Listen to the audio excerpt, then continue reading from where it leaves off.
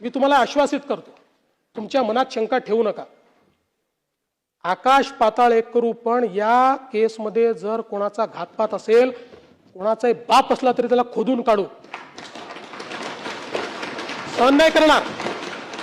कदाचित तुमच्या तीव्रतेपेक्षा माझी तीव्रता कमी असू शकते, पण इतकी बोथट नाही आहे की अजितदादांच्या केसमध्ये कोणी कॉन्स्पिरसी करेल आणि आम्ही त्याला सोडून देऊ, त्याचा मुर्दाही खणून काढू, एवढं तुम्हाला मी आश्वस्त करतो.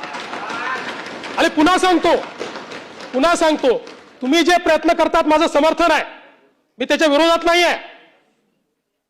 फक्त ते प्रयत्न करत असताना माझी तुम्हाला विनंती आहे, तुम्ही तरुण आहात, इतरांची तीव्रता कमी आहे असं तुम्ही समजू नका.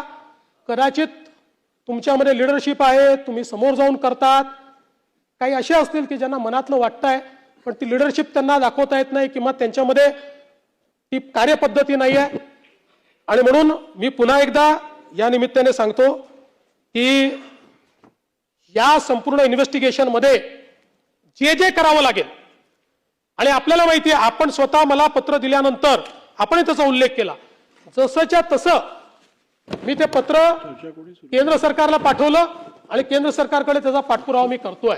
आणि म्हणून निश्चितपणे या संदर्भात मला असं वाटतं की कोणत्याही परिस्थितीमध्ये आपण यात काहीही चुकीचं हे होऊ देणार नाही, हे या निमित्ताने मी आपल्याला सांगतो.